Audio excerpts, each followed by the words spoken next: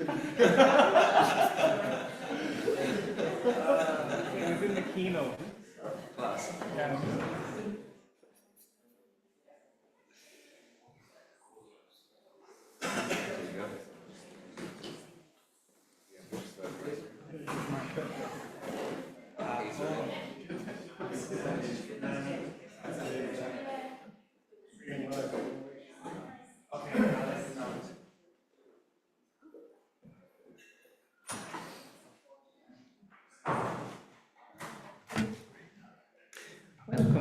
Welcome to the Winter Warmer.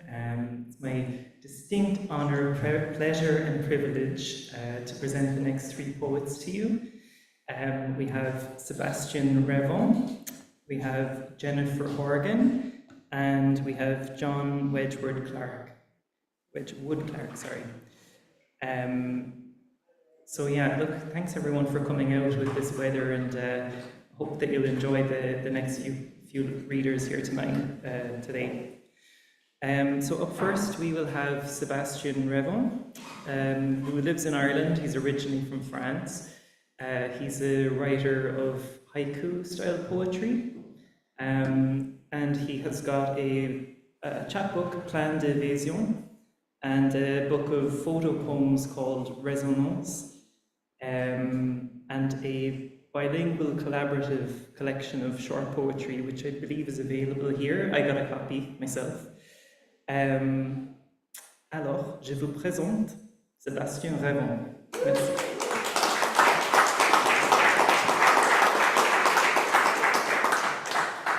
Thank you, Jim, and thank you, Paul, for inviting me here today to read first, probably a couple of haiku, more than a couple maybe, from this book, Year In, Year Out.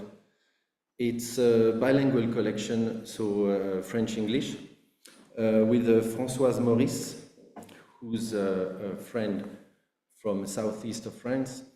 She was at the origin of the project. She called me 2 years ago and she said, okay, let's do something in French and English, because she's widely published in English as well as French, in various journals of haiku.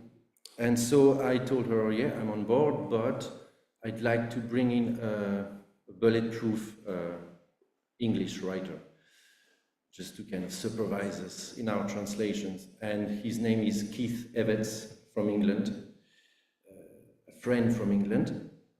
It is possible as a French person. He's a nice lad, It's a bit difficult sometimes. Hello, Keith. He's not gonna like that. Anyway, I'll read a couple of haiku.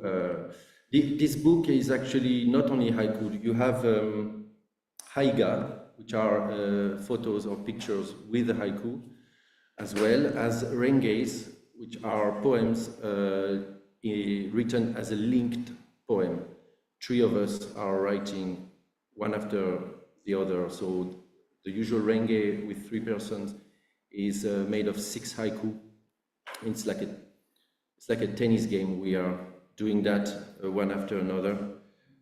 The first poet starts with a haiku and we have to answer with another, and so on for 6 verses. But I'll read from the first chapter of haiku. I'll read mine, some of mine. I'll read French first and English then. Rentrée des classes, seul à courir dans la rue, la pluie. Back to school, running down the street, only rain. Matin frisquet, notre baiser s'éloigne de l'école. Chilly morning, our kiss more distant from school. In the next chapter, harmony. Dimanche matin, le coucou chante dans l'abbaye en ruine. Sunday morning, the cuckoo sings in the ruined abbey. 14h47, le vent, les corneilles et la cloche de l'église. 2:47 p.m. Wind, ravens, and the church bell. This it's small, but this is a picture at dawn in Chidoni Bay, and it was taken on the 1st of January 2017. I'll tell you after a bit what was I doing there on the 1st of January, so early. And the haiku that goes with the picture is simply Jour de l'an, les notifications se mêlent aux chants d'oiseaux. New Year's Day, notifications blend with birdsong. In a chapter called Lazy Days,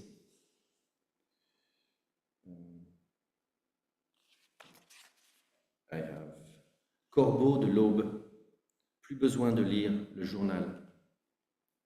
Dawn crows, no further need to read the newspaper.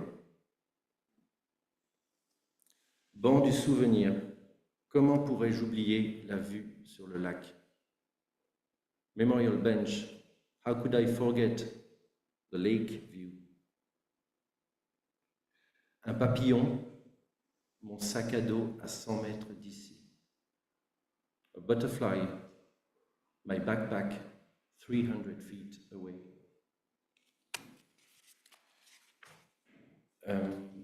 One haiku taken from a renge.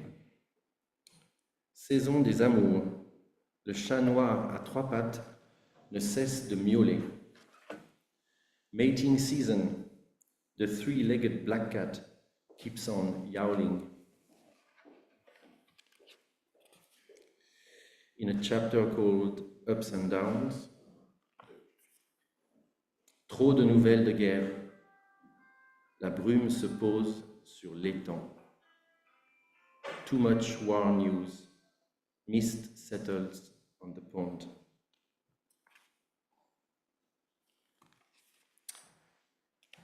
Randonnée en montagne, je reprends mon souffle au cri du faucon. Mountain climb, catching my breath with the falcon's cry.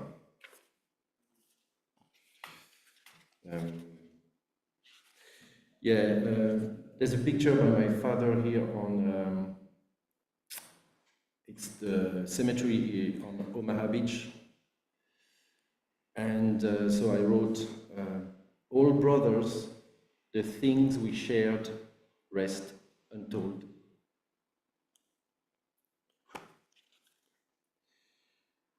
In Something Missing, se souvenir d'elle, l'odeur d'une allumette qui s'enflamme. Remembering her, the scent of a match as it flares.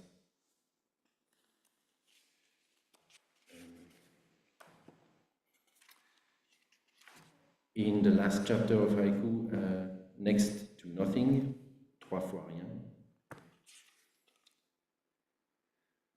Sur son vélo, l'enfant me dépasse, puis se remet à chanter.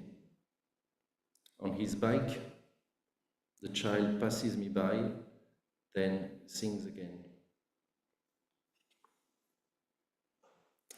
Rêve oublié, le son de la cuillère contre le bol. Forgotten dream, the sound of the spoon against the bowl. And the last one here. Je ferme la porte contre la pluie battante. Que demander de plus? I close the door on beating rain. What more to ask? Thank you.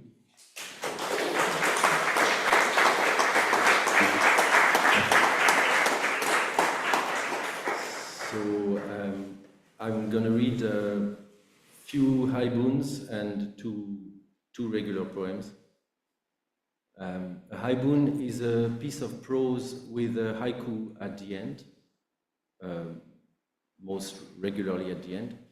And I rarely mix my job as a pharmacist with my own writing, but that's an exception. And the next Haibun is called Holding On. It was published in the Haibun Journal, edited by Sean O'Connor, who lives in County Tipperary and is a brilliant Haibun writer. He wrote several collections with Alba Publishing, and I really recommend it. It's a life-changing experience, I have to say. So it's called Holding On. February the 3rd. Before my long work day, I can hear the first blackbird clearly, close. It gives me what I wish to give back. Early March. It's been so long since I heard it sing. I wait for it now with growing impatience. At the pharmacy, I draw on my memory of the blackbird. I try to make it sing and follow the silences too. The woman who just lost both parents needs that. The young girl who faces her first round of chemo. The man who will die soon, and even the one who yells at me now. A forget-me-not on the old stone wall, far from home. Thank you.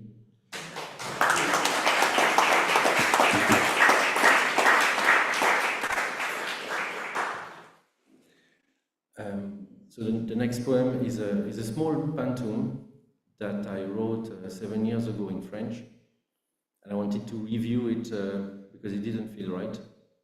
Too much melancholy there.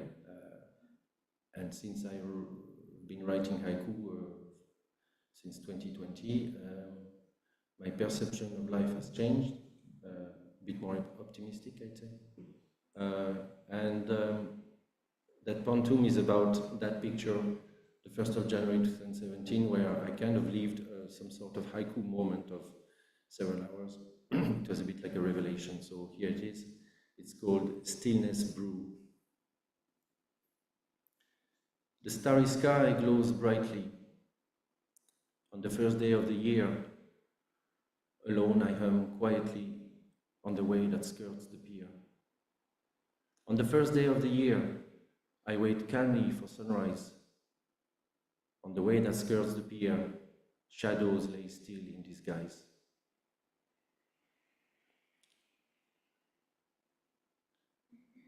I wait calmly for sunrise, while the birds repeat their song. Shadows lay still in disguise. It's here and now I belong. While the birds repeat their song, I remind myself what's true. It's here and now I belong, where stillness can slowly brew.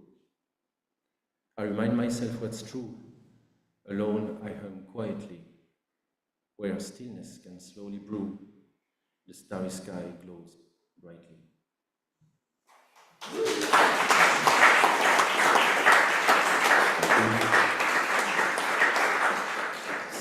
So all of that is good, and life is good, but not always. And sometimes you get some kind of different energies, but you still have to let them out. So the next piece is a haibun with several haiku now in between the sections of prose, and it's called After the Warning. A bear at peace with the spruces that grow through centuries. A moose chilled out among the grateful pines. Beavers with orange teeth shaping rivers and ponds. The testimony of firs, the kingdom of larches. A flight of wild geese out of nowhere, the spring sky. The taiga bustles with birds, red crossbills split open pine cones. A snowy owl hunts in silence, then shuts its eyes to dream. Cranes dance on fields of hellebore. Flycatchers are spoiled for choice. A myriad of insects crawl on the forest floor. Swarms of mosquitoes invade the low sky. Platoons of caterpillars march on. Worms underneath, hard at work. Moon gazing, a snail is crushed under the giant's boat. Cities grow, we spread out endlessly. We need more food, genetically modified. We need more water for crops. A child in Sudan withers. We need more power, more oil. We spill some in the Niger Delta. We need more materials for our phones. A miner in China will do. We need more plastic, more concrete to build our towers. We need AI to feel like gods, and some men say we'll go to Mars. Climate change, my son's backpack heavier than mine. Barren land, the arsonist feels no remorse. Bears now restless, spruces in flames. The moose flees, the pines fall. Beavers lost, their dams destroyed. The geese are gone, Red Cross bills are gone. The crane's dance is over, all the insects blackened forever. The taiga now copper red. Nobody left to gaze at the moon, now on another Mars.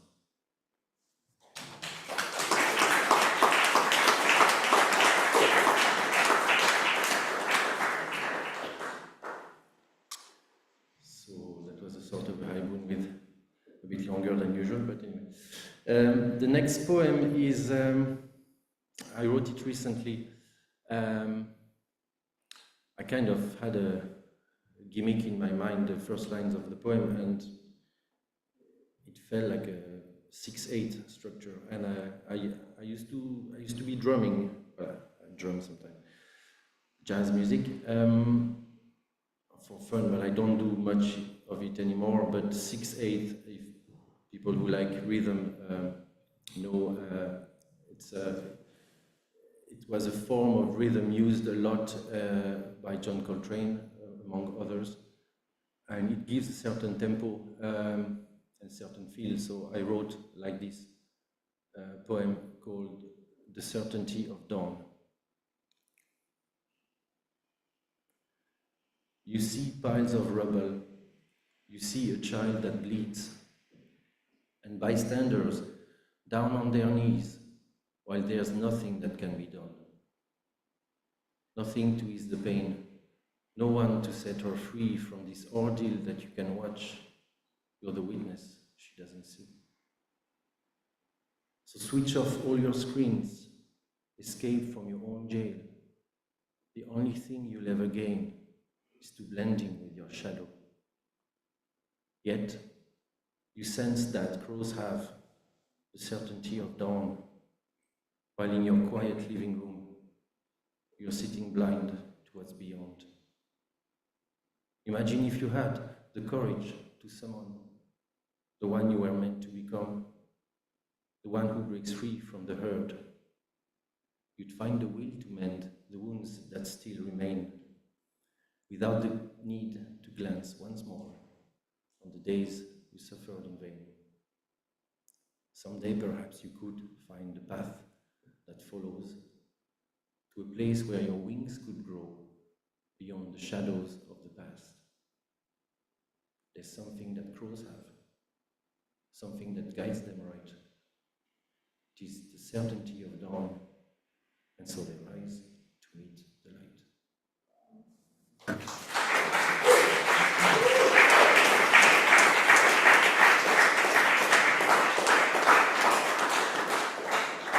And I'd like to finish, I think. It's not too short or too long. It's fine. Refill.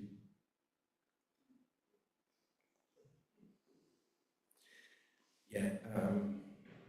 Last piece is a haiku, a bit like the first one, not about my job now. It's about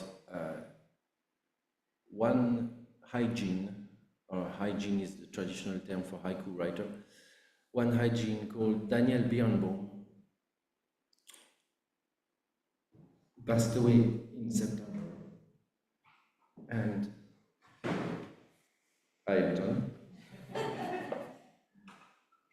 So you are here for the last piece, Anton. Yes. Well done, Anton, by the way. He did a haiku workshop yesterday, and apparently 7 people were there enjoying the haiku spirit, the haiku way, because the haiku way is a way of life. It's not just writing in 575, which I never do. It's a path. And once you're on the path, I don't think you go away from the path. You just sit sometimes on a bench, not getting anywhere there. And then you go on. And like Samuel Beckett was saying in the Unnameable at the end of his novel, I can't go on, I will go on, so I'll go on. Hi Boon about Daniel Birnbaum, sorry, going back to Daniel Birnbaum, because his style was very honest, not authentic, but honest, which is different, and simple words. Gary Snyder once said, one day I will find the right words and they will be simple. I really believe that. I don't have the vocabulary anyway because I'm French. So. But I'll write simple. The next Haiboon is for him and for another hygiene, André Kerel, who had the same kind of simplicity in his style and same honesty. And I wrote that for them. It's called Another Autumn. A few days ago, another poet passed away. Although he was a good man, few have turned up for his funeral. I scrolled through headlines while sipping coffee. Another war started, another scandal, only facts stacked upon each other. I stopped reading. There's nothing more to learn about that world. I hope that somewhere this morning, a poet is born. Were there many around the baby? Were there rooms around, or was it in a private hospital? I can only wonder. It has rained all night. This morning sky has cleared. I opened the front door to greet another autumn. A raindrop has left the bamboo rising sun.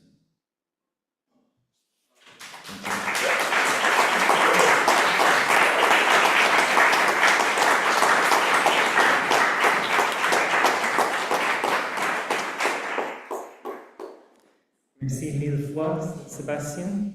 That was fabulous.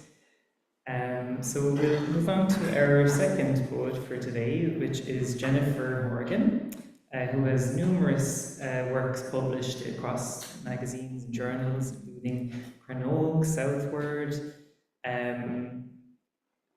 So she's released her first non-fiction book, O Captain, My Captain, One Teacher's Hope for Change in the Irish Education System. And she's written on education for the Irish Times and the Guardian as well. Her debut poetry collection, Care, will launch in April 2025 with Dora Press. We have a big round of applause, please, for Jennifer Horgan.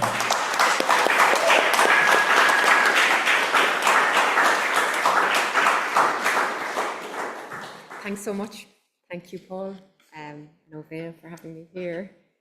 It's so nice, such a lovely warm space, even the light. I just feel very, very lucky to be here. So thank you for turning up. So these poems are all taken from my collection Care, which is due in April. The collection is very much, I think, about just how much care we need as human beings and how often I think that's belittled or minimized or ignored. It's in 5 parts. The first part is for her, then there's for him, for them, for us, and then the last section is for what can bring us back together again. So there's a more hopeful tone, I hope, in the final section. So the first two are pretty autobiographical, they are autobiographical, and they're in the for her section. He'd red hair, and whenever I picture him, he's laughing. He'd red hair, and whenever I picture him, he's laughing. My parents sent me on a sailing course when I was 13. I think they wanted me to socialize with a certain type. One of the biggest guys there saw me jumping off the jetty and did the same in the exact spot. A moment later, a cannonball, I think we called it. When I was coming back up, he kept me under, blocked. The shock of his hold on me beneath water has stayed. The feeling of his legs around my neck, his immovable weight, being held there, gulping through hair, my skinny arms reaching for scraps of sky. A few times since, the same sort of thing has happened. Men reading an invitation when I'd written only joy.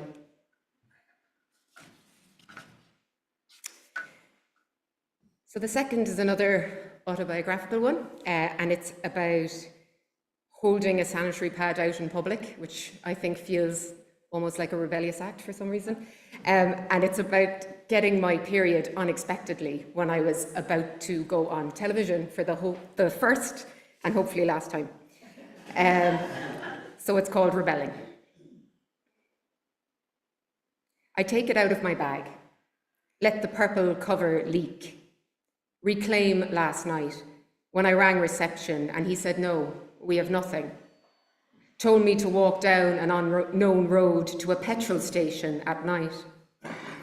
Reclaim last night when I folded a face cloth between my thighs, willed my cervix closed on white sheets, cleaned ethically now, at least.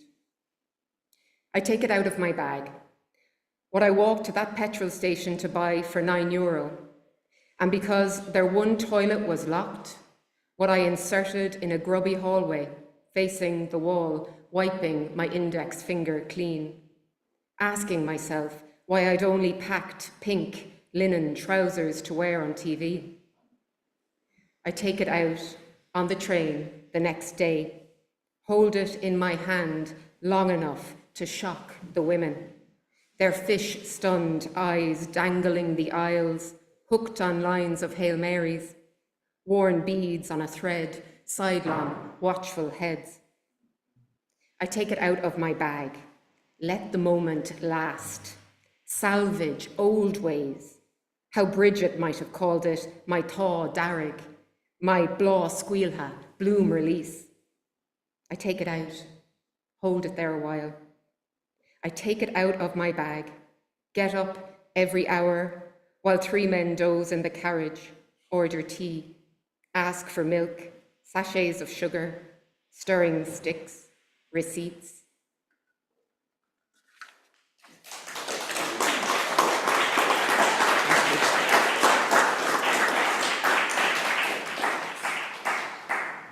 So this is the third one I'll read from the Her section, and it's called Tuam Babies. I was living abroad when the Tuam Babies were discovered, and it's about a trip I took home. I took home, and it's about helping my dad to move a giant weed from our garden. Tuam Babies. Damp and green, the garden frames are warming. Same shape and grain as when you drive me out to school and back again. Along the bank you mark the knots still forming, dried out earth, long-term dearth of flowering. With thanks to God you understand, sieving mud through aging hands, years of trying, patchy growth, the strangeness of a single rose. It's a good thing you've come home. Your weed is so furiously fused, we must both remove, pull and drag it to the sack until halved and heaving, you approve and I relax. this, no burial ground to cover violence, a simple act in unmarked silence. Older clots still bleed anew. I crawl inside the good of you. Small mouths round out pain to dig, dig, dig them out, home again.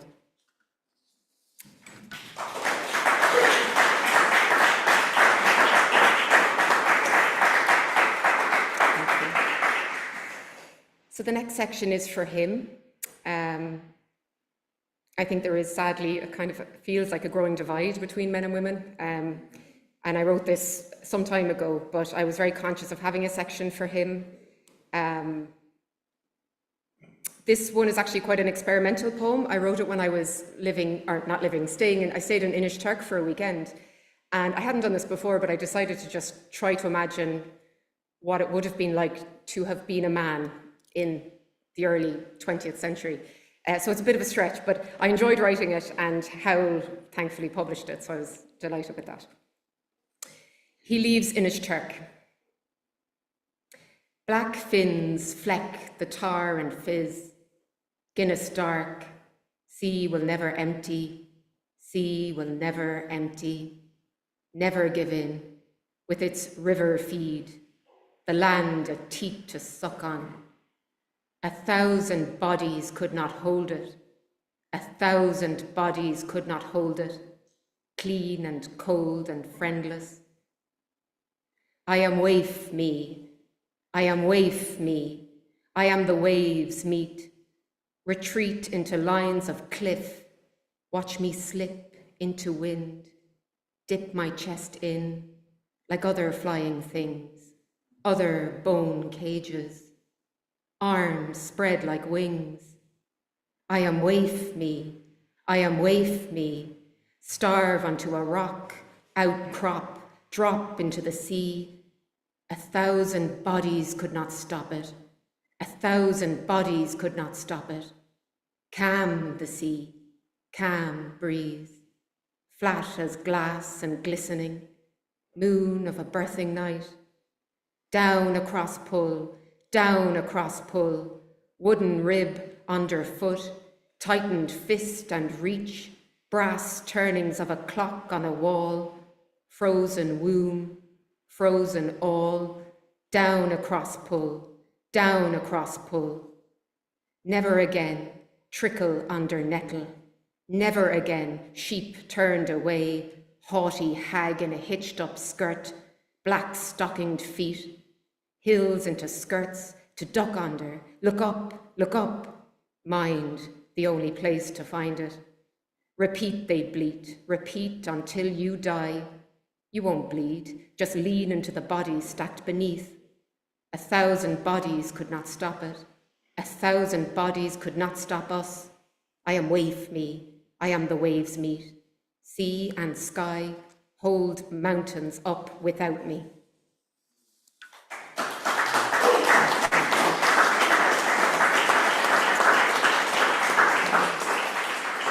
Thank you. This is another one in the For He section. I'm very grateful for the work that Frank O'Connor and Jude Sherry do in Cork City on dereliction.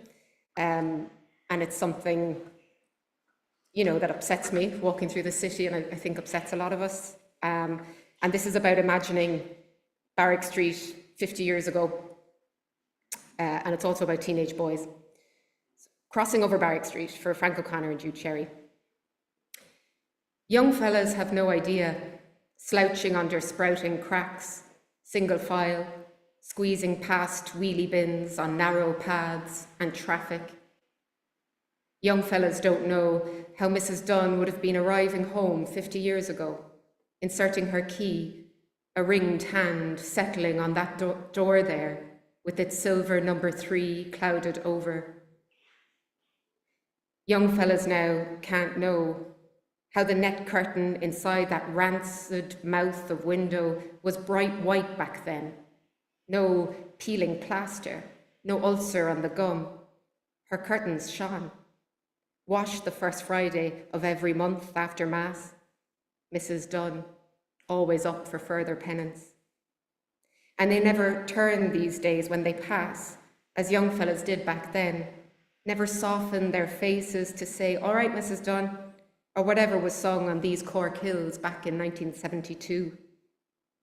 Young fellas now don't hear her asking after mothers, aunts, her back bent low from years of in and out and all that raring. No, boys slouching up hills to God knows what are sold a stock that this city doesn't care for them, and every stone heart sick with love for them.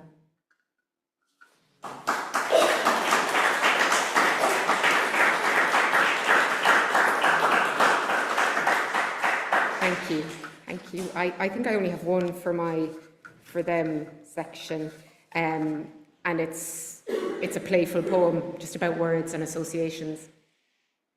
On May Day, she wore her best dress, butter yellow, Auden-esque. We never saw her knees, such long mahogany legs. She emerged like a newborn foal balancing on heels, a child playing dress-up. We lunched beneath the trees of an aunt's French garden, the village at a standstill, choked in razor-dry tradition. Shutters painted that same shade of blue. Everyone we knew, craving sex, the sea. We didn't pay attention to the bleats inside the rain, our men's faces slick with fright, their sunken eyes alight, pleading, "Mayday, Mayday." The word's the thing, everything else is shifting.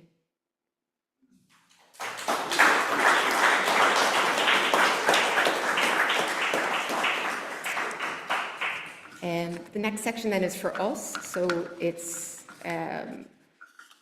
yes, autobiographical to an extent, but it's hopefully they're poems that we can all relate to. And this one it's about the death of my cousin's boy. So it's called Funeral in Memory of Jimmy Horgan. The shuffle of our feet is all there is.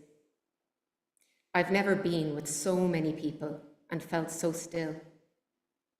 Our hearts are sodden. Too dark for us to look up above Cork's rotten water. Our lungs drink in their trauma. Purple bulbs of sound pulse up from marshes, a cold, electric squealing.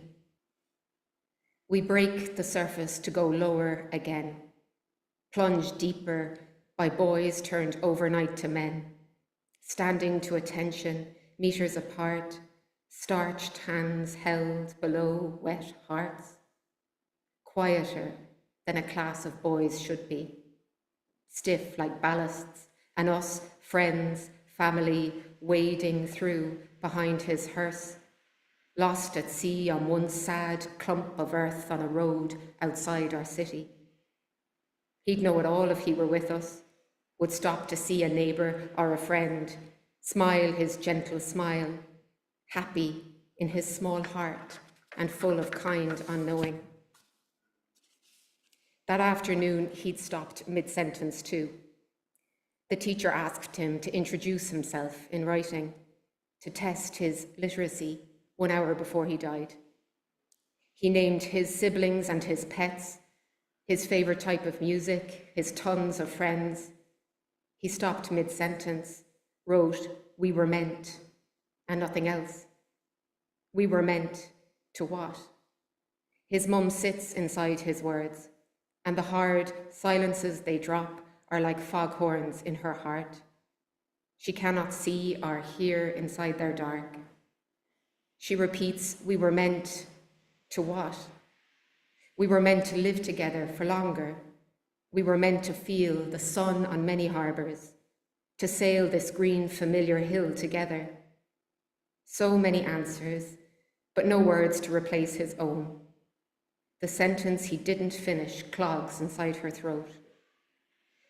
Last night my cousin held his son inside a coffin, whispered love in his bright brushed hair. In this still surge after surge of water, there is no higher ground, nothing kind enough to take us there.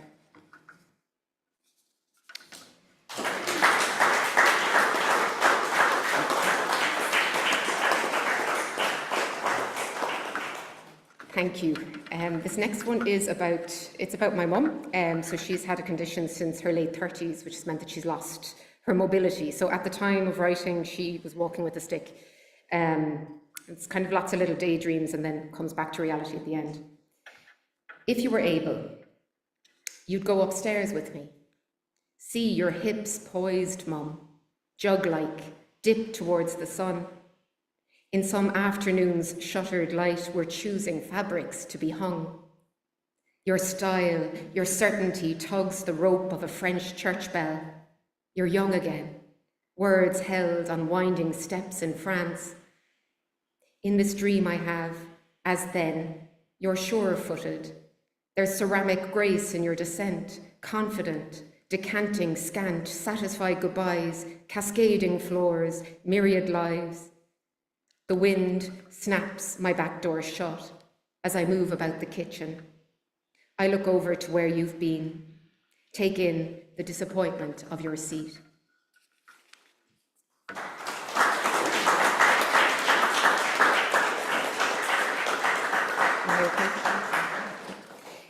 So these are from the last section, which are, as I said, a little bit more hopeful, I hope.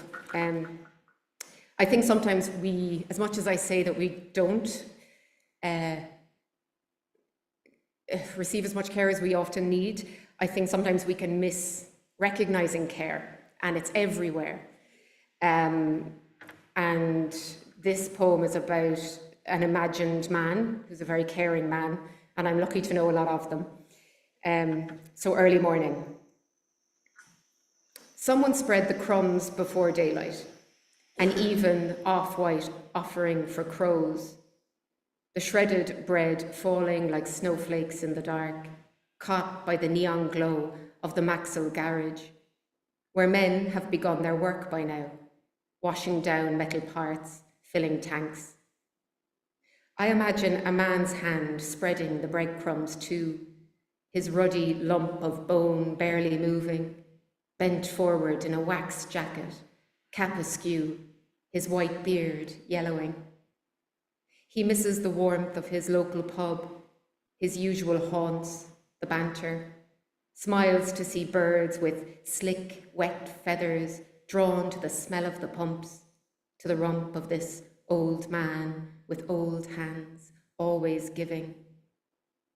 I imagine him, this bird feeder, back inside his pebble-dashed terrace on the outskirts of town, remembering his father tying his small bike at the gate each evening. Such focus, yanking the knots in place.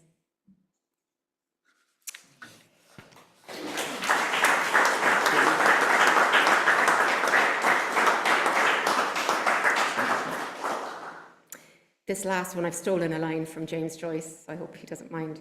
I think it was on the £10 note, back in the day, the old £10 note. River run past Eve and Adam, I think it was.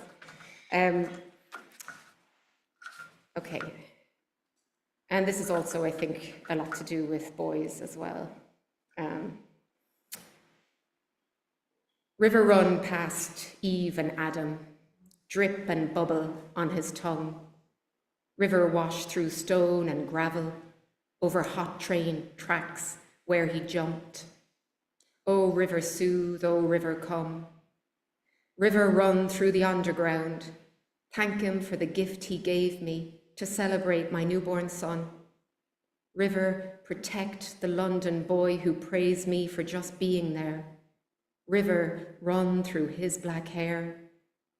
River run past Eve and Adam, Thalweg, land bend, delta, flood. Once upon a time, we left him stranded, but the current's changing.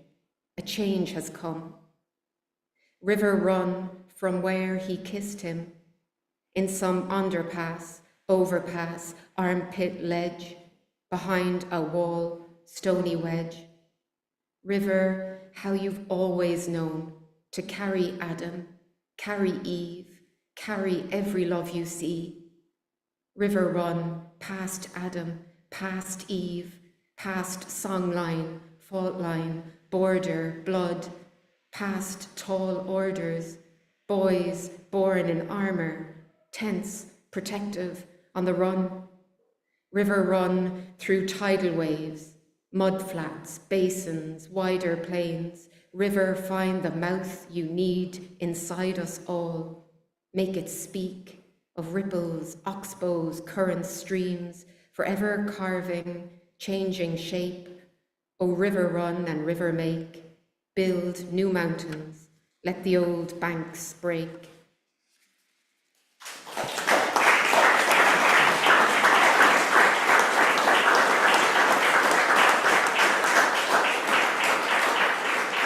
Thanks so much.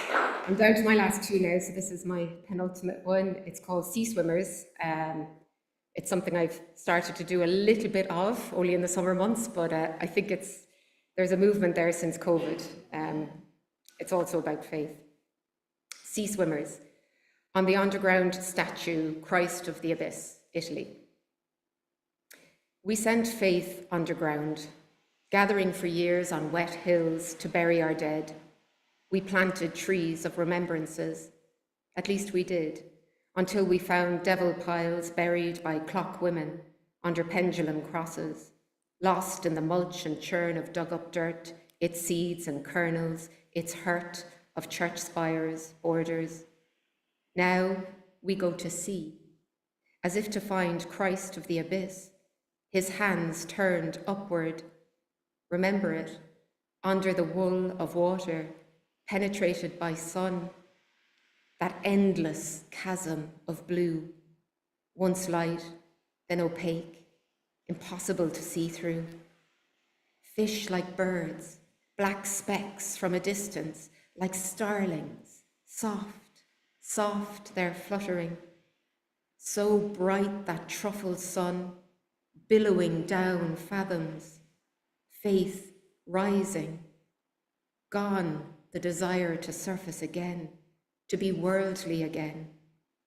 All earth and anger piled high in every town, and women like us found bare-thighed, elbows folding into water, past seaweed tides, moving hip to hip, reclaiming it along the rim, a blessing from outside in.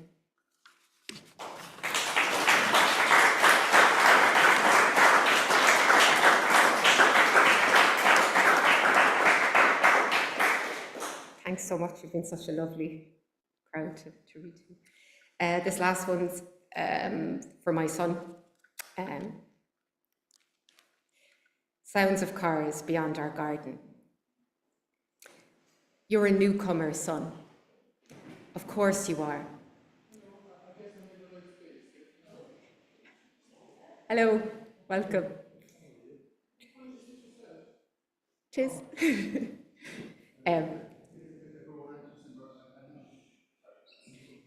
Sound of cars beyond our garden. You're a newcomer, son. Of course you are. All of us exist for one brief minute, seconds apart. That's what makes it.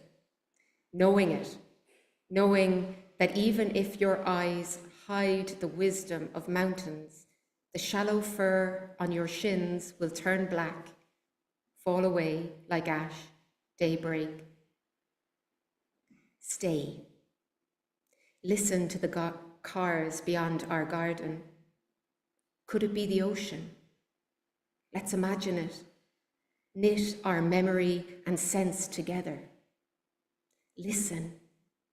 The blue blanket at your cheek is the ripest peach you've ever feathered to your lips on a windy beach. It's all we'll ever know. And when we go, it's something meant to happen. No one needs to feel sad or apologize. The ache in us is because the minute is so much. It's the mountains in your eyes.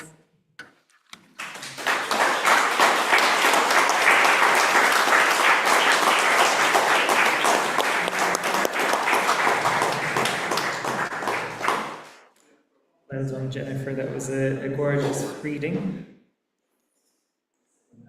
I'll just let people settle for a second. So we're actually going to go on to our third reader now, people. So the third reader we have is John Wedgewood Clarke. He's I'll just read his bio first, and then we'll get just to introduce him. So he's a professor of poetry at University of Exeter. He has 3 collections: Ghost Pot, Landfill, and Boy Thing, 2020, from 2013 to 2023. He's involved in many projects, and his work has appeared in many journals: Poetry Review, New Statement, many journals. So can we have a big round of applause, please, for...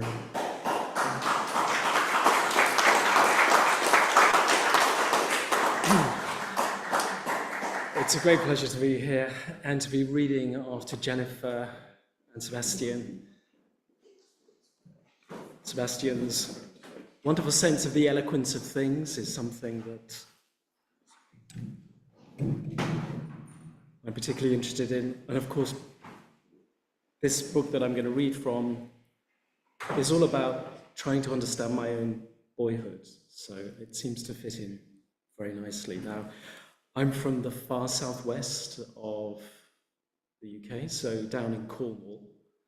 And I'm going to basically read through this collection without interruption. So I'll do its little preamble now. I was brought up a Methodist, so I think that's kind of important. I was quite a devout little boy. And my parents ran a shop, the kind of shop that you don't see so much of in the UK anymore. My grandfather was the butcher, did the butchery. My mum chose the kind of fancy stuff, the deli stuff, and my dad made it make money.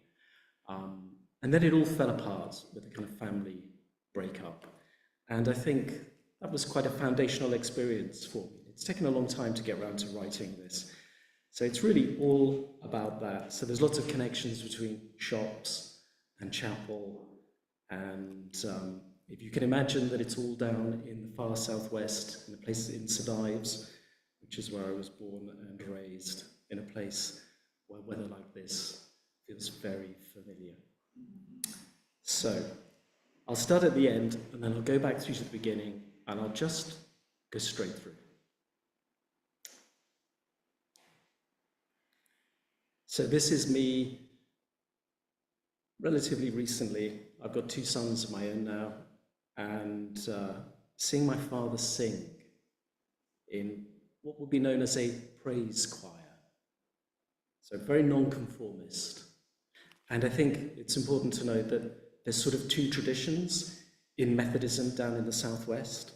There is the Calvinist strand, where it's about letting Jesus into your heart and being saved and knowing that you're saved and hearing out for the voice of God. And then there's the other, slightly more transcendentalist, where it's God in nature, where God is somehow immanent in the world around you. Of course, that's fine, so long as nature's doing nice things. But of course, as we all know, and as all children know, nature, well, there's an awful lot of eating, an awful lot of sex, and that can be quite shocking. Anyway, that's enough of the introduction. I'm now just going to go for it. So I'm in a chapel. The force of their breath comes at me, a blow all through me, my clay boomed alive. They thump and shake the old hymns of childhood. I want to be enfolded in the voices of the old men down on stage, before the naked pale oak cross, singing not for pleasure, but in the grip of salvation, as if song might carry them through the blank terror growing louder at night, frail, swaying, caught up in the chorus, crying, "We'll all be there, we'll all be there," death bleached. Yes, I want to be among them, to raise my hands in old harmonies of aunties and uncles, pantos and polos, passed down the pew, feet burning on the hot pipe, the mechanical bellows a steady heart. Yes, back in my Father's house, called for and come, chosen and saved. Only my son asks, looking up from his book, when will it end, all this stuff you don't believe in? His voice like God catching me naked, ashamed, angry, in the pitch pine warmed up damp of the chapel, while the voices of the vain old men sing doubt into certainty.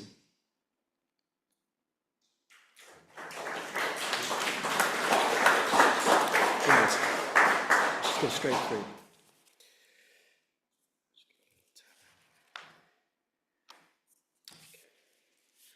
Our shop is known for the home-cooked hams my father bags with honey and spice, floats in the blackened sarcophagus of the hay box to simmer overnight, the flame lowered to a blue flutter as he fits the stainless steel lid, seals its edges with canvas wads. After chapel, he breaks open the tomb, slumps a ham on the marble counter, nicks the cellophane bag with the tip of a knife, the ham juice spurting like water struck from stone, a gush he catches in the handleless mug he hands to me, the fat a golden scurry as I drink. He lets me count the takings. I build him colonnades of silver and copper, turn the Queen's head right way up on crisp and furry banknotes, sellotape the torn, the biro tattooed, smelling of sweat and tobacco, silver red running through them all.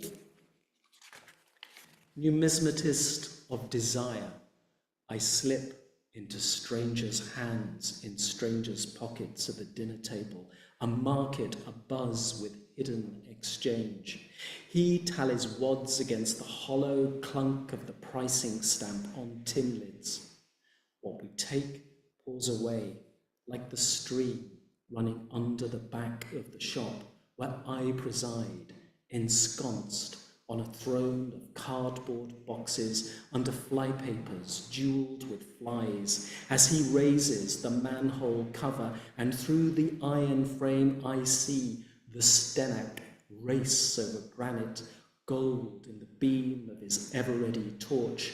It pours on while he pours away in the sound of the van before we're up, off to empty the waters down at the shop. Those trays under fridges, brimful with night's condensation, edged out and sluiced down the drain. He stoops to it, as if to an oven in the tiny office off the stockroom. Blue-black as the igneous rock St. Eyre's Chapel is built upon, a brass baton-gripping fist sticks out, knuckles shiny and scarred, as if to let me touch power, know the weight of paper it contains, fire-safe and patented, stamped on a gilded escutcheon plate like a badge a sheriff might wear.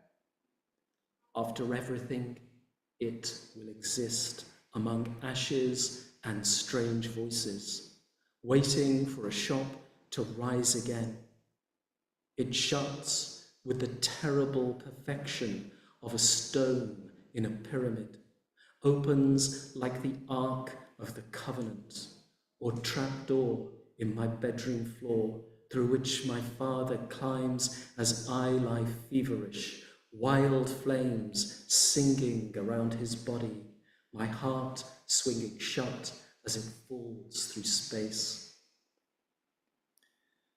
I should say this is all set in the 1970s, so we had to have a generator in the shop to stop everything from spoiling. Black sails turn in the glass flow gauge. The generator throbs insurance against power cuts, sour blows. Time moves in the shouldered procession of bacon sides, in torn sheets of buns, wires rupture through cheese. Within the engine's beat, I watch him bone joints in his study of knives, clarify rib with cleaver, shin with saw. Heel-pocked linoleum darkens as his mop flails and the sails turn like the long song of the little Dutch boy I love him to sing me. Tick tock, went the funny old clock, and the wheels of the mill went round and round and round went the wheels of the mill. His voice in the song's foreverness, a turning pain as the sails spin forward in the flow gauge. Between compulsive trips to urinate, wash my chapped hands raw, I hold the radio to my ear, turn the applause of the proms into static. The house is quiet, but for pebbles hauled and hushed in the cove, and the meter's wandering tick, its whirring planetary steel disc. Deep in police frequencies, I tune a voice out of the infinite. He's dead. Front room, armchair. Airwaves stare through the man's eyes, death whispering through the hiss I raise him to. Now wash your hands of this. We run with the dog and stop at the gate to count the interval between lighthouse flashes. 1 second equals 1,000 said in your head, his father told him. His father who worked on the railways, who said smoke is unburnt diesel, who built him a model railway in his attic. Little trains zip and spark around through the same tunnel, past the same trees made of moss and twigs, lifelikeness perfected in the light at the front of the train, in the dining car with table lamps and cutlery, each empty setting identical, a glimpse of eternity, going round and round, utterly unenterable as the light flashes and we stand at the gate counting. She bakes a hazelnut meringue, a strawberry for each of his years. I like how it cracks and sinks. She doesn't. I like the raw mix, the whipped cream. This is my favorite. She bakes it for me. A volatile meringue, a wild meringue, a befitting meringue. She buys me a book and he throws the book at us. 47 sharp, hard, local strawberries. Choke on them, why don't you? The meringue deflates, the whole thing falls apart, sickly and delicious. Mr. Linden strikes the tuning fork. A bee, a beam of sun. He strikes again, joins it to the table. Table glows. He tests me with slight turns of a peg. Listen to your tone. Listening is all. I gaze through the fiddle F-holes to the pencil-dry interior, still as a Middle European attic room, the maker's signature missing. He plays without shoulder pad, vibrato into collarbone. I serve him tea, hot water, touch of milk for his little pill.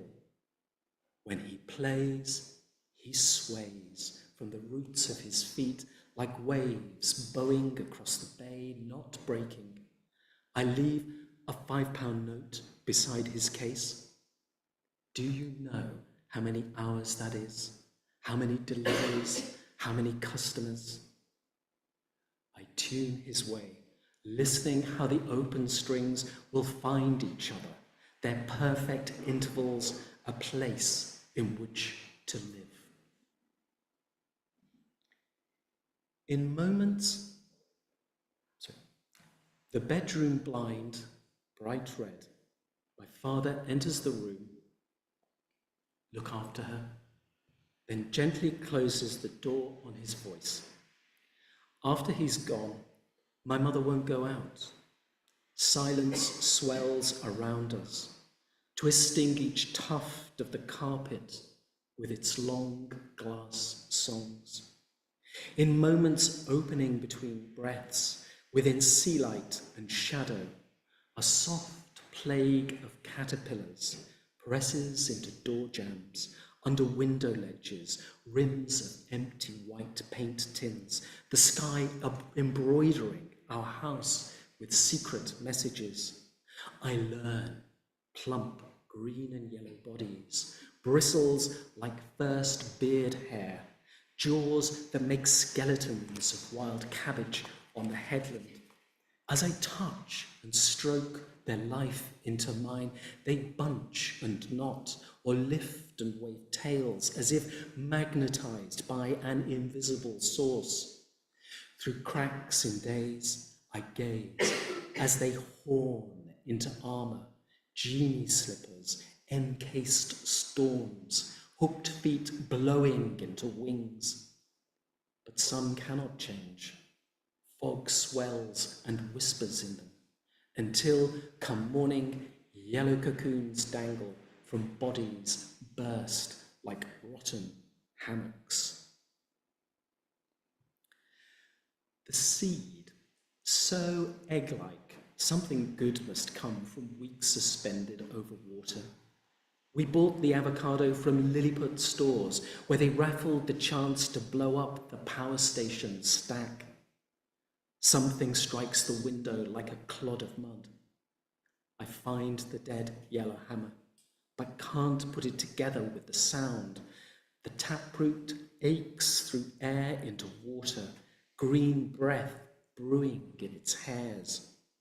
I turn the white shoot daily as it sways, a plate spinner's stick balancing the sun, and never see the chimney fall, punched in the gut, a little smoke whispering from its mouth as it flops, a blue column of space in its place, a blue column of absence in its place.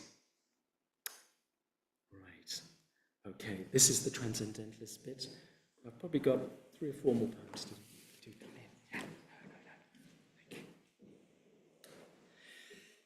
In Sunday school, with the uncle who tests milk at the dairy, we look into creation through the big brass microscope he's brought in for Pentecost in a black wooden case. It's tarnished like a trumpet, old as the foxed engravings of Wesley in the men's room. He says no artist, even Leonardo, made anything as beautiful as a bird's nest. I stand on a chair to gaze through its peephole at water collected from the pond where we sail our boats on Good Friday, my eye a blank disc of light guillotined by a slide, its spasming stained glass insurgents all bite, fuck and filament, devouring what heavenly light of Christ is left in my heart's wild, loud beating. The green jeweled watch, unhinged, springs and escapements tumbling through cold light.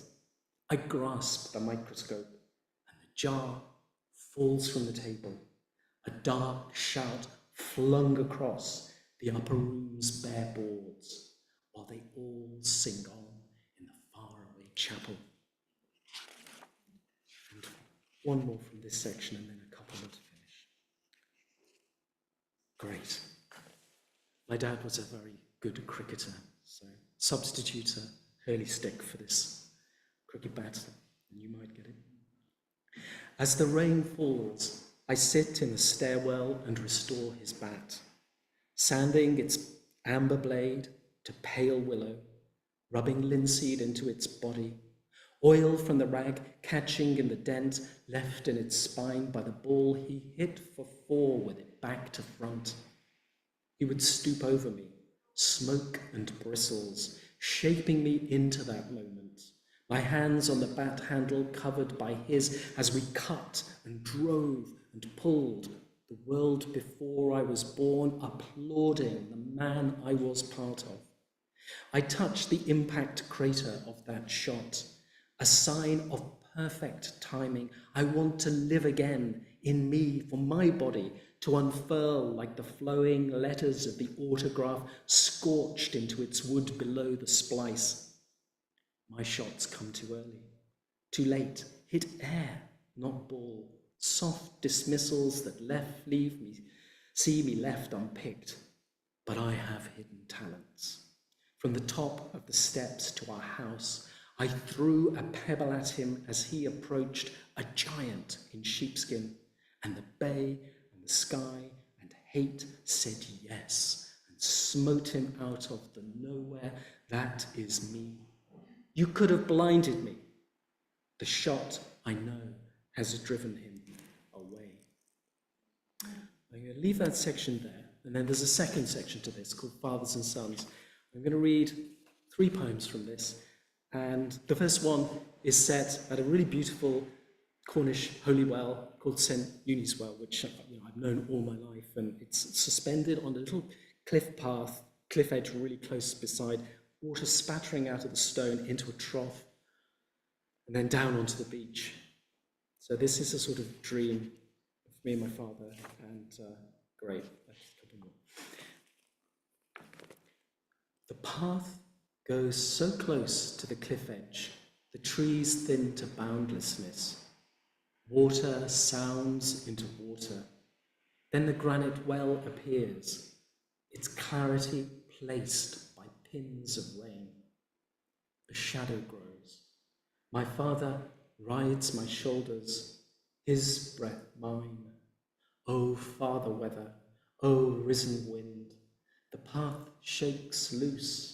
Trees, spring, blue, raging space I crawl by as the path unfolds the only way to the estuary I'm wading into, the current lifting him, his breath a seal as it hangs in the tide, drifting between the channel lights towards the bar.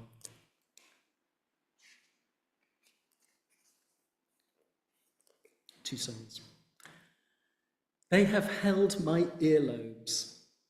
They have held my earlobe reins as I held onto you, swaying like a camel. Your hair in the wind as you turned to look at me became wings, carrying your head away over the house. Who knows what mine will do? I have no coat equal to your sheepskin's shop-smelling mystery as you stood by the cliff, spume thrown up like soft magma from the cove. It was the last shelter of you I knew, huddled into its fleece, the inside pocket, an elephant's ear I whispered to, lanterns swinging on the quay across the water. And finally, thank you for listening. I'm loosening into the midsummer morning an arrangement of light, tree of life, head in the canopy, feet in the dew, blocking out fence, wisteria, house, with t-shirts whose messages are not for me. With rippling doors of old white towels, they have passed through and through in changing moments, wrapped and wriggling on beaches, singing in the shower to their own tunes. Their newly adult toes burst their socks, but those socks are still washed. Who has time to sort the old from the new?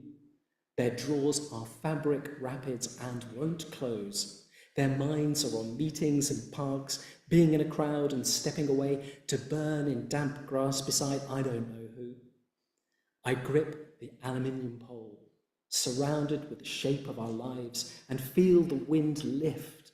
Morning's trance pass in the rush of leaves, speculative tendrils, lavender showers, shadows. The cool white shapes sway and brush against me, pegs holding edges, and my longing for the weight of their bodies on my belly, shoulders, knees, as they turn and stream in a flat and filling dance, the joy I cannot hold. Thank you so much for listening.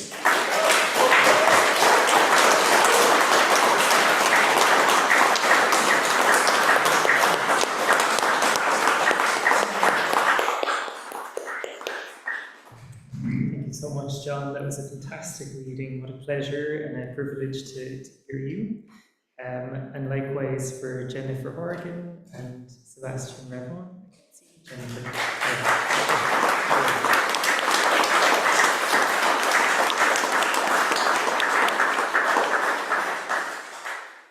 Do we have a Q&A section? Yeah, we've loads of time. If anyone has any questions they wanted to ask, any aspiring writers or yes. My name is Moki Small N. People laugh when you use the word small. A couple of days ago, I would have been unrecognizable for reasons that I'm not allowed to disclose in the public space. But I was fascinated, John, with your use of some certain words that we would not use in polite society and use vocabulary. Now, there was a necessity to use those because of the emphasis naturally. But I love the flow, this view and the hand. The elements here, plants outside the window, the actual herbaceous plants and the widow leaves were framed in snow. Now this is not snow, but and perhaps seriously though, I apologize for my inadvertence. The same thing happened in 1968 with Fresh Naturals. It gave me a runner-up prize, Treasure Island. And we lost our lead, of course, as we know from last year. That was it. I'm sorry. Yeah. Oh, right. Sure. So if you'd like to summarize that up, is it kind of like you're asking about how you choose the beauty of the language, or? It was the language and the choice of words to emphasize the importance and the significance of the theme and the emotion attached to the writing. Because I often find I'm sorry. You see, we have a live audience that are watching online, and because you're down there. So if you'd like to just break it down into a small question. But my question, to be precise about it, is that is there a method, is there a methodology, is there a plan in place before, like an architect would design a building, and we were creating something of substance to outlive our lives? Great question. Yeah. Okay. I'm sorry, I don't mean to. So I'll just break that up into a question. So are you like an architect making a poem? Do you have a plan and do you prepare it? And if one of you would like to take that answer? Yeah, please. All three of you, come on up here.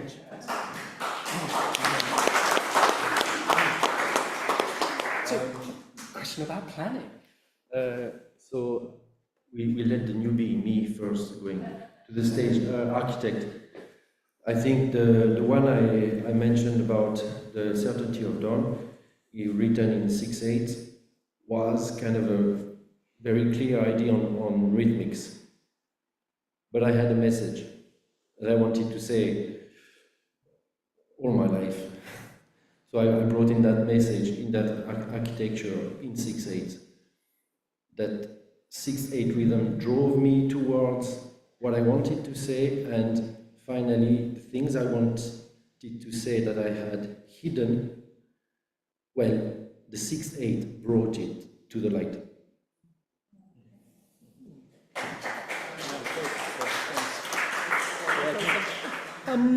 There are two ways in which I work. Sometimes it's quite planned. So I've done a project about a rubbish dump and a polluted river. Those things are quite, I have a kind of method, whereas this thing that I read to you, not so much. But I think the negotiation form is everything. Form is everything. It's your great friend. It's going to take you away from what you thought you were going to say to something you didn't believe that you capable of saying.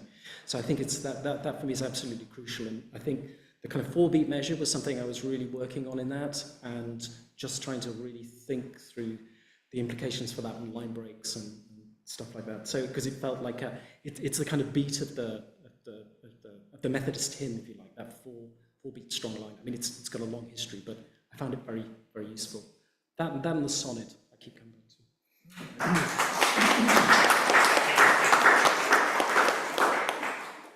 I would say it's a mixture of both for me. Like sometimes I'll just get a line or an idea that'll come out of nowhere, and I've started to just always have my phone now so I can write things down. But then other times there's more of a project or something I want to get across. And I would say now, more often it's kind of a combination of the two.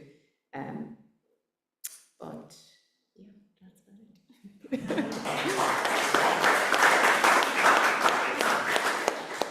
I think it'd be interesting to talk about when you're given a project, like how you connect to it. If it's something that's remote, it's nothing to do with you normally, like how would you approach it? Well, I did a collection about a rubbish dump, and that involved a lot of negotiation. How we treat our waste is obviously very political, and one of the things that we do is to try and make it invisible, to hide it away.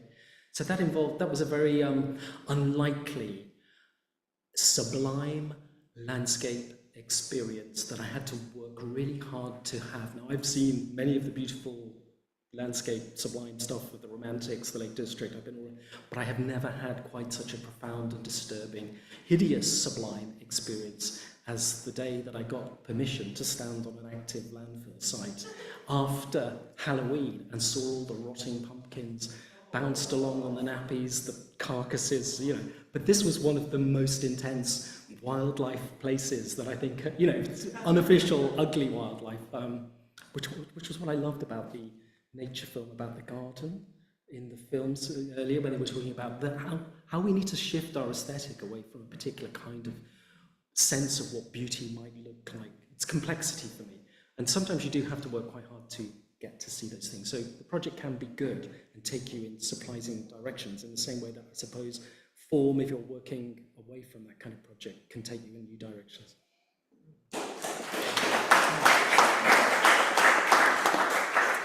Yeah, I'd agree there. There's actually somebody in the room there, Amy, hello, thank you for coming, who I'm embarking on a project with.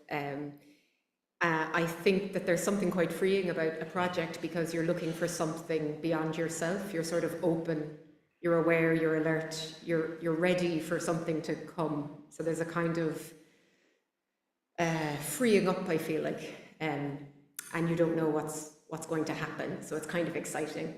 And you sometimes get to collaborate with other people, which is amazing. So yeah, I think project work for me is very exciting because writing is often solitary, so it feels a bit more community-based.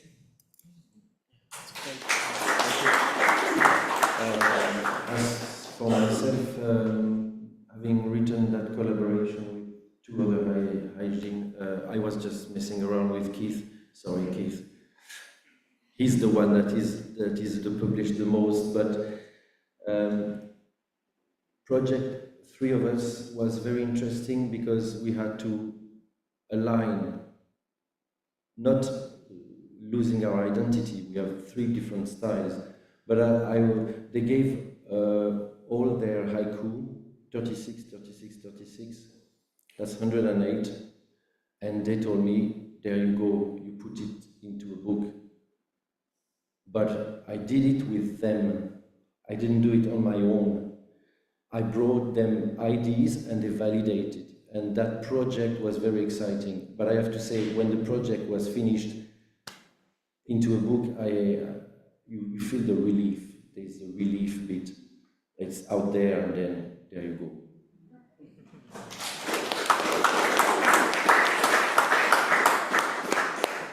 Anyone else wanted to ask some questions? Yeah, Cedric? So some of you have written pieces from memories from childhood. How much do you allow yourself to be truthful? How much of those memories are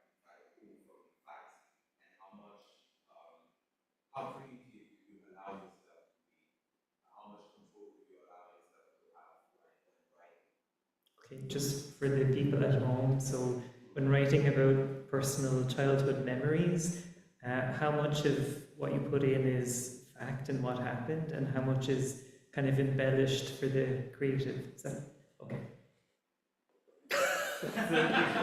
That's a killer of a question. It really is.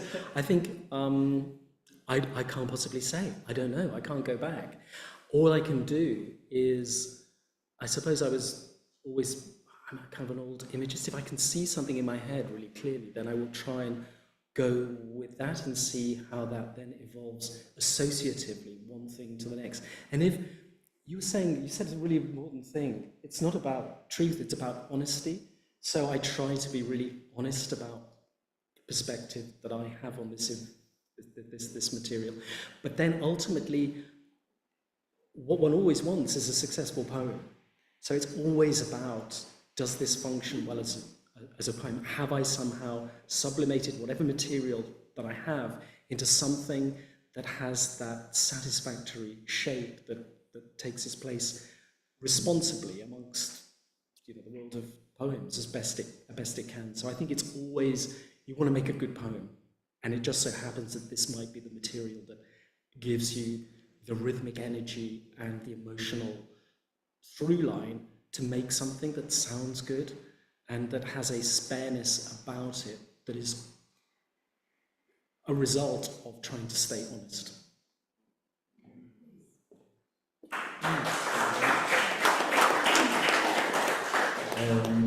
I have to say, super question, Cédric. Very good question, Charles. No, because it makes me think of Gabriel Rosenstock when he was last time in Cork. He wrote Garçon, I think, that book. And I think he said something like, this is all made up. I'm not the one anymore. I'm the one now here, talking to you.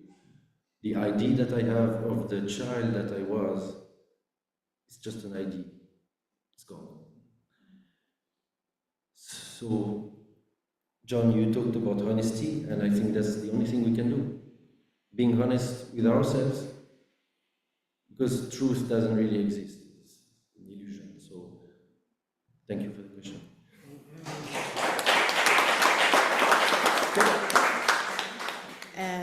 I'm actually writing my second collection at the moment, and I'm using a lot of my own life, lots of memories from childhood, and it's great actually. I find I suppose it's just what you know, it's in your bones. But there is a tension in the fact that you're sharing other people's stories as well, and people who are still living. So I would say I make a few edits to try and protect, to anonymize things as much as I can. But yeah, there's also that tension between telling it like it was and also wanting to write a poem that will connect with other people. I think that's what I look for, that it's not so personal or specific that it won't travel beyond me.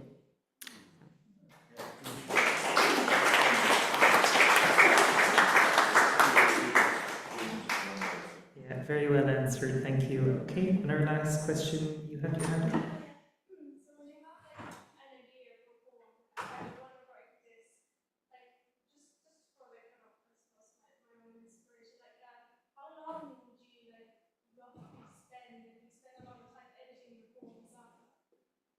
So the question for people at home, how long do you spend editing the poem? Yeah, so how long, like, when you have an idea, how long do you spend writing it, and then, like, if you're editing it, like, how long would you?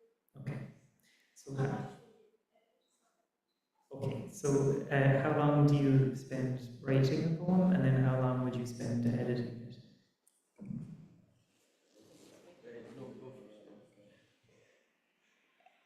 The initial writing, it really varies. It can be very short, or it can be longer, and that even depends on just practicalities of what's happening that day. But I'll always just get a kind of initial draft down. It's really with the redrafting then could go on for years. I can't stop redrafting. I'm still about to annoy the publisher with another version, you know, like, so the redrafting is what really takes me time, a lot of time, yeah.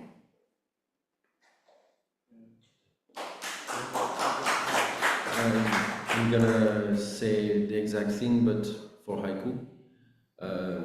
I wrote a haiku that I will remember all my life in 30 seconds on a prompt. It's old coat, closer and closer to my dad. And it came like this. I had nothing to do, anything else to do. But there is another one.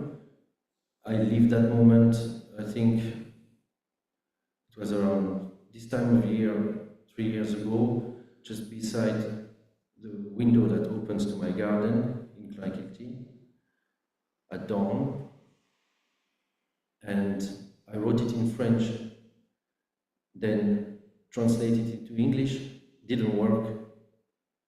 And 2 years after, it came, grey dawn, the night scatters into crows.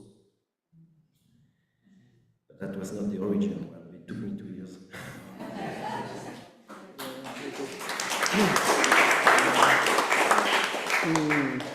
I mean, I have a tendency to get a draft and then just completely destroy it and take it too far and do like 17 or 18 drafts. And by the time I've got to that end product, I've so taken it apart, I'm kind of disgusted by it. And then I go back to an earlier version and then I think, there's something in it. And somehow the versions come together. I mean, I've had one of the poems in my first collection began in my mid-20s and didn't get finished until I was 41, you know, which is a long one, and then it just happened in a matter of moments. So it's sometimes a long gestation process, but I think that idea that you need to become really familiar with your work by spending a lot of time with it and trying lots of different ways of setting it out on the page, lots of different ways of rewriting. You might find that your first draft that came really quickly is the best draft, but you might also find when you start thinking, well, I'll use an iambic pentameter line, I'll use some kind of internal rhyme scheme, or I'll listen out for, you know, a bit of alliteration or whatever it might be, that it'll sort of, it'll clarify to you where the weaker bits of the poem are. I think that rhythm is one of the greatest tests of whether you've got too many words. As soon as you start thinking in the measure, the classic measure, you start to think, well, actually, I've got 6 beats there. When the rest, the really strong lines of the poem, I've got like 4 beats. So if I look at that line again, I'll think, well, actually, there are 2 words in there that don't need to be there. And suddenly, the meter is helping me to edit the poem. And so it's just, even if you have a great first draft, and sometimes a poem can come quite quickly, it's good to not imagine in any way that it's reached its resolved position, but to live with it for a bit, test it out, always save your drafts, because you can always go back. So, a little craft.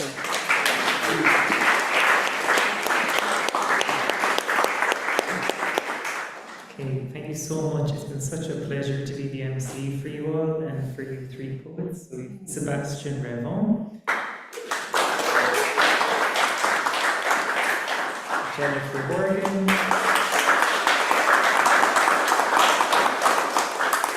and Wedgewood.